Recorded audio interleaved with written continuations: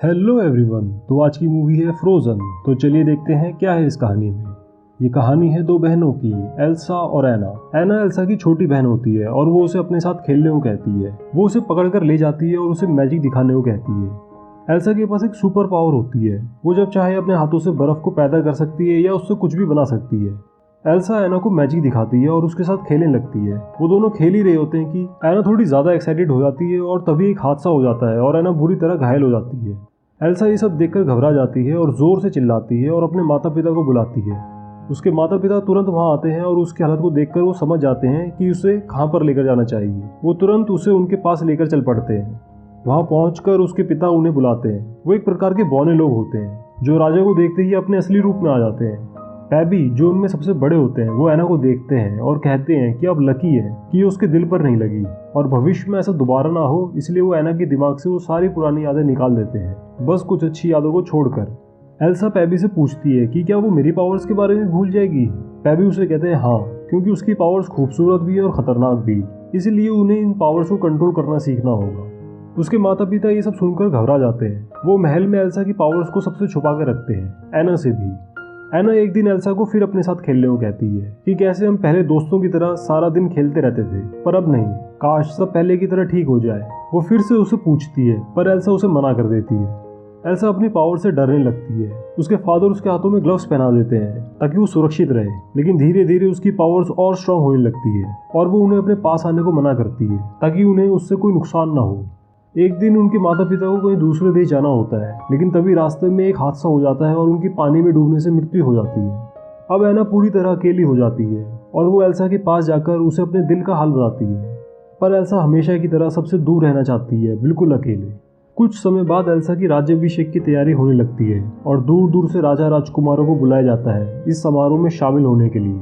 वो अब एरेंडल की रानी को देखना चाहते हैं। एना को भी याद आता है कि आज उसकी बहन का राज्याभिषेक होने जा रहा है। वो जल्दी से तैयार हो जाती है और खुशी से झूमने और गाने लगती है कि आज वो पहली बार इस महल में कोई समारोह देखेगी और लोगों से मिलेगी। क्या पता उसे उसका जीवन साथी भी मिल जाए। वो अब और इसका इंतजार नहीं कर पा रही होती है। पर वहीं एल्सा इस समारोह से काफ़ी परेशान सी हो जाती है। वो सोचती है कि उसकी ये गलती सब कुछ खराब कर देगी। पर एना इन सब चीज़ों से अनजान अपने अकेलेपन को भूलकर सबका स्वागत करती है और तभी वो हांस से टकराती है जो एक दूसरे देश का राजकुमार होता है। एना और हांस एक दूसरे को अपने बारे में बताते हैं और एक दूसरे को पहली नज़र में प्यार करने लगते हैं। एल्सा का राज्याभिषेक शुरू हो जाता है और पुजारी उसे उसके ग्लव्स उतारने को कहता है। एल्सा अपने ग्लव्स उतार देती है। वो अपने हाथों की तरफ देखती है और घबराकर उसे दोबारा पहन लेती है। और अब सब लोग एल्सा को क्वीन बनने की बधाई देते हैं और पार्टी करते हैं। डूक जो दूसरे देश का राजा होता है क्वीन से डांस करने को पूछता है, पर एल्सा उसे मना कर देती है और एना को उसके साथ भेज देती है। वो बंदरों की तरह नाचने लगता है। एना उसे छोड़कर चली जाती है। तभी हांस उससे टकराता है और उसके साथ नाचने लगता है। वो बाहर जाकर एक दूसरे को अपने बारे में बताते हैं और गाना गाने लगते हैं। वो बिल्कुल ही ऐसा जीवन साथी चाहते थे जैसा वो एक दूसरे में देखते हैं।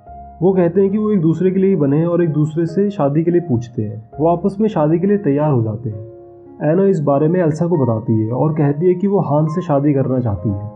पर एल्सा ये सब देखकर थोड़ी हैरान हो जाती है और एना को ना समझती है और उसे शादी के लिए मना कर देती है, क्योंकि वो एक ऐसे आदमी से शादी नहीं कर सकती जिससे वो आज ही मिली है। एना उससे कहती है कि वो हांस से प्यार करती है और उसके बिना नहीं रह सकती। एल्सा एना को महल से निकल जाने को कहती है। इस पर एना थोड़ी परेशान सी हो जाती है और वो जोर से एल्सा से पूछने लगती है कि क्यों वो उसके साथ ऐसा कर रही है और क्यों वो सबसे इतना दूर रहती है, क्यों। तभी एल्सा को गुस्सा आता है और वो अपना कंट्रोल खो बैठती है। ये सब देखकर सब लोग हैरान हो जाते हैं और सबको एल्सा के बारे में पता चल जाता है। एल्सा वहां से भागती है ताकि किसी को उससे कोई नुकसान ना पहुंचे, पर अब एल्सा की पावर्स उसके कंट्रोल में नहीं होती। वो सबको अपने आप से दूर रहने को कहती है। सब लोग उसे एक मॉन्स्टर समझने लगते हैं और उसे पीछे हटने लगते हैं। एना अपनी बहन को रुकने के लिए कहती है, पर एल्सा वहां से भाग जाती है जंगल की ओर। और एल्सा की वजह से पूरा एरेंडल में बर्फ सी जम जाती है और स्नोफॉल शुरू हो जाता है।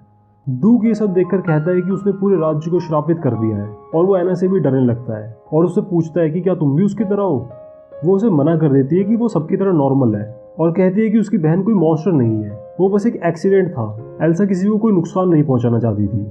वो कहती है कि वो एल्सा को वापस लेकर आएगी और सब कुछ पहले जैसा हो जाएगा। हंस भी उसके साथ चलने को कहता है, पर एना उसे मना कर देती है और कहती है कि उसे यहीं पर रहकर सब लोगों को संभालना होगा, पूरे एरेंडल को। और वो वहां से चली जाती है एल्सा को ढूंढने के लिए। एल्सा एक बर्फ के पहाड़ पर चली जाती है और गाना गाने लगती है कि अब वो सबसे आज़ाद हो गई है। उसे अब कोई फ़र्क नहीं पड़ता कि लोग उसके बारे में क्या सोचते हैं। अब वो अपने डर से पूरी तरह आज़ाद हो गई है। उसके लिए कोई रूल्स एंड रेगुलेशंस नहीं है और वो खुशी से एक बर्फ़ का महल बनाती है जिसमें सब कुछ बर्फ़ का होता है, क्योंकि बर्फ़ उसका कुछ नहीं बिगाड़ सकती और वो वहाँ पर खुशी से रहने लगती है। वहीं ऐना अपनी बहन को बर्फ़ के जंगलों में ढूंढ रही होती है कि तभी उसका घोड़ा भी वहाँ से भाग जाता है और ऐना अकेली ही वहाँ भटकने लगती है। तभी दूर से उसे एक लॉज दिखाई देता है और वो वहाँ पे जैसे तैसे पहुँच जाती है।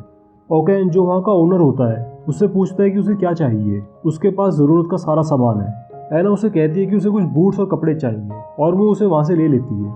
तभी क्रिस्टोफ वहाँ पर आता है। वो एक रेनडियर होता है जो बर्फ़ को लाने ले जाने का काम करता है। उसे भी कुछ सामान लेना होता है और वो मोल भाव करने लगता है। तभी वो ओकेन को कुछ ऐसा बोल देता है कि उसे गुस्सा आ जाता है और वो उसे उठाकर बाहर फेंक देता है।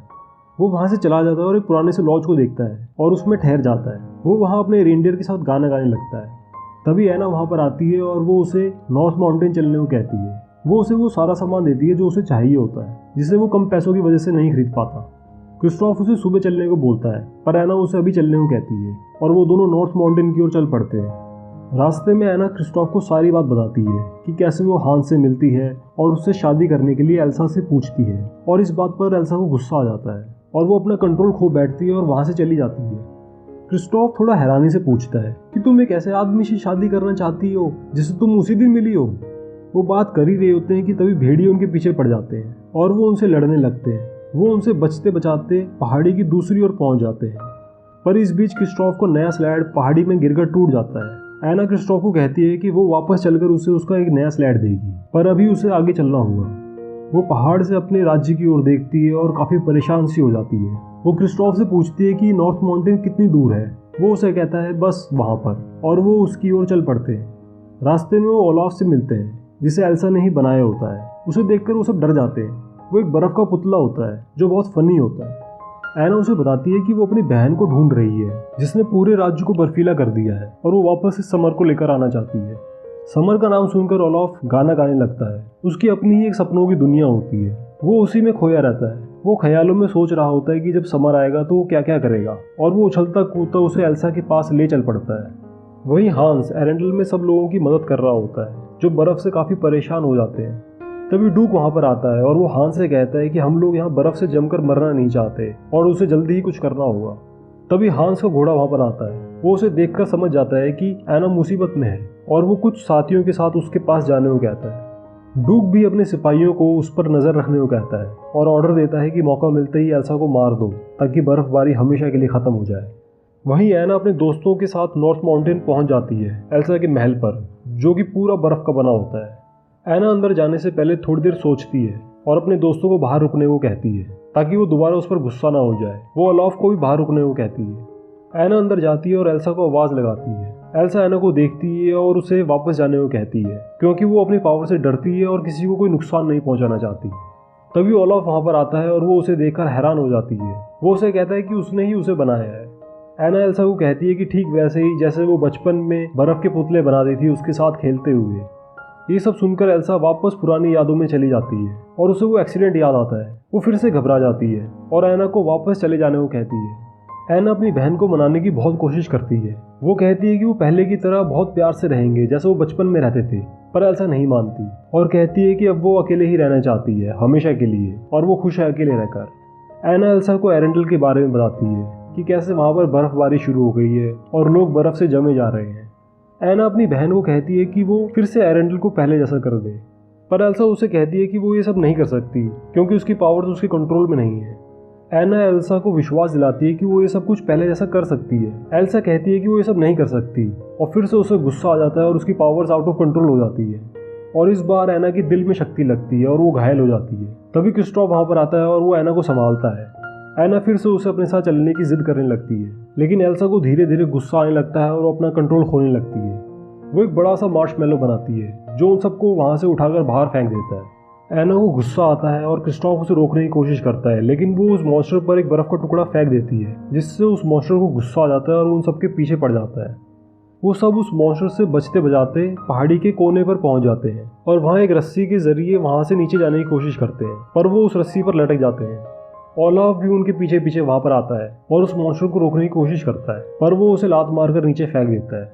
वो मॉन्स्टर उन्हें पकड़ लेता है और कहता है कि दोबारा यहाँ मत आना। एना वो रस्सी काट देती है और वो दोनों सही सलामत नीचे एक नरम सी बर्फ पर गिर जाते हैं। एना थोड़ी परेशान हो जाती है और क्रिस्टोफ से पूछती है कि उसे क्या करना चाहिए।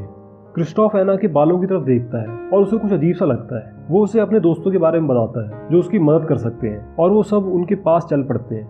तभी रास्ते में क्रिस्टोफ एना को बताता है कि उसके बचपन के दोस्त कैसे हैं, वो कैसे उनके साथ मस्ती किया करता था और वो उन्हें उनसे मिलवाता है।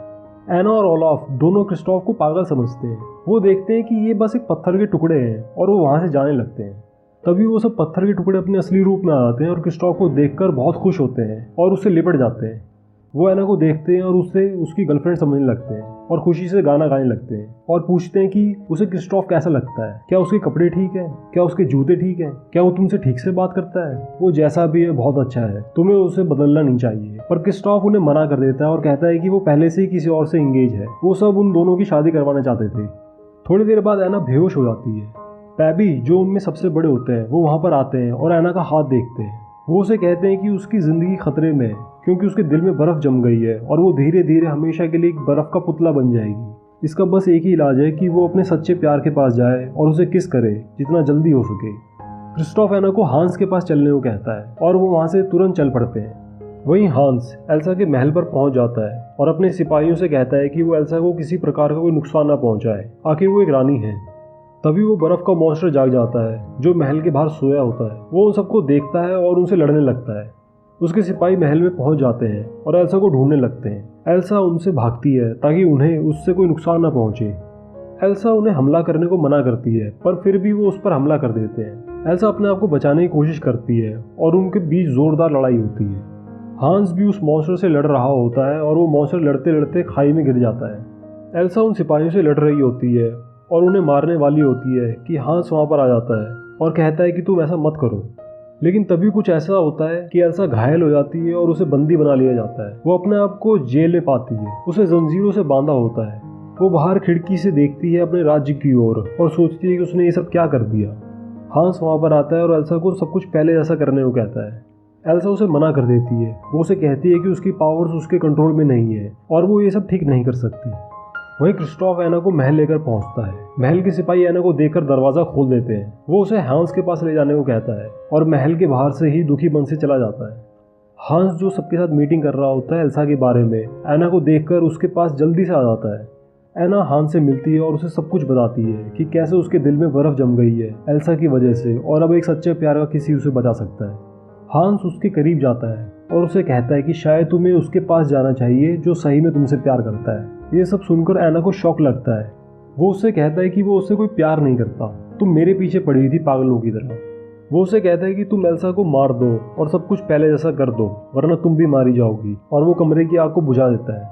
वो एना को कहता है कि वो एल्सा को मारकर एरेंडल का हीरो बन जाएगा और वो एना को बंद करके चला आता है वहाँ पर मरने के लिए। हांस बाहर जाकर सबके आगे नाटक करने लगता है कि एना मर चुकी है, वो भी एल्सा की वजह से। वो सब लोग एल्सा को बहुत बड़ा खतरा समझते हैं और उसे मारना चाहते हैं। हांस एल्सा को मारने का ऑर्डर देता है सबकी भलाई के लिए।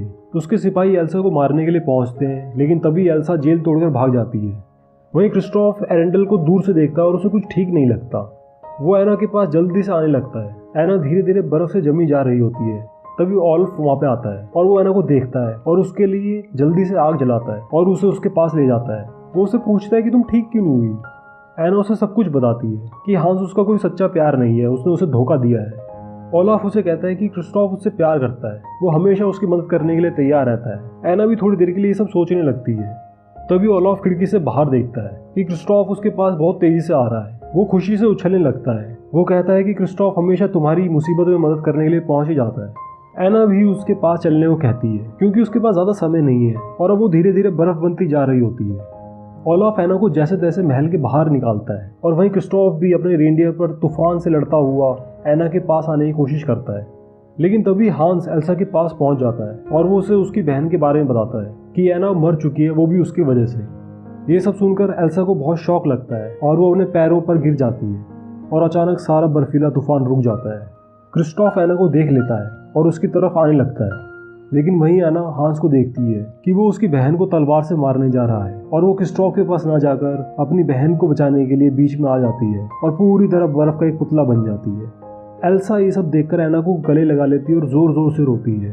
सब लोग ये देखकर काफी दुखी होते हैं और तभी एक चमत्कार होता है और एना की दिल की बर्फ पिघल जाती है और वो पहले जैसी हो जाती है। एल्सा ये सब देखकर बहुत खुश होती है और वो एना से पूछती है कि उसने उसके लिए ऐसा क्यों किया। वो उसे कहती है कि वो उसे प्यार करती है और तभी एल्सा को समझ में आता है कि हाँ, प्यार ही तो है जिससे वो ये सब कुछ कर सकती है और उसकी पावर्स उसके कंट्रोल में आ जाती है और वो पूरे एरेंडल को पहले जैसा कर देती है और पूरा एरेंडल पहले जैसा हो जाता है। ओलाफ समर आने की वजह से पिघलने लगता है, लेकिन एल्सा ओलाफ को उसका पर्सनल बादल देती है ताकि वो भी वहाँ पर रह सके। एना हांस को देखती है और उसके पास जाती है और उसे जोरदार मुक्का मारकर वहाँ से भगा देती है। ये सब देखकर सब लोग काफ़ी खुश होते हैं और वो उन सब लोगों को भी वहाँ से निकाल देती है जिनकी वजह से उसे परेशानी हुई, खासकर ड्यूक जो विसल टाउन का राजा होता है। उसके देश से वो सारे संबंध खत्म कर लेती है और दोबारा एंडल में आने से मना कर देती है। एना क्रिस्टॉफ के पास जाती है और उसे उसका एक नया स्लेड देती है जो उसने उसकी मदद करते हुए खो दिया था। वो बहुत खुश होता है और वो दोनों एक दूसरे को किस करते हैं और वापस से एरेंडल में सब लोग पहले से ज़्यादा खुश रहने लगते हैं और नाचने गाने लगते हैं। तो इस हैप्पी एंडिंग के साथ ये मूवी ख़त्म होती है। तो कैसी लगी आपको ये movie Frozen, directed by Chris Berg, Jennifer Lee. Thanks for watching. मिलते हैं अगली मूवी के साथ।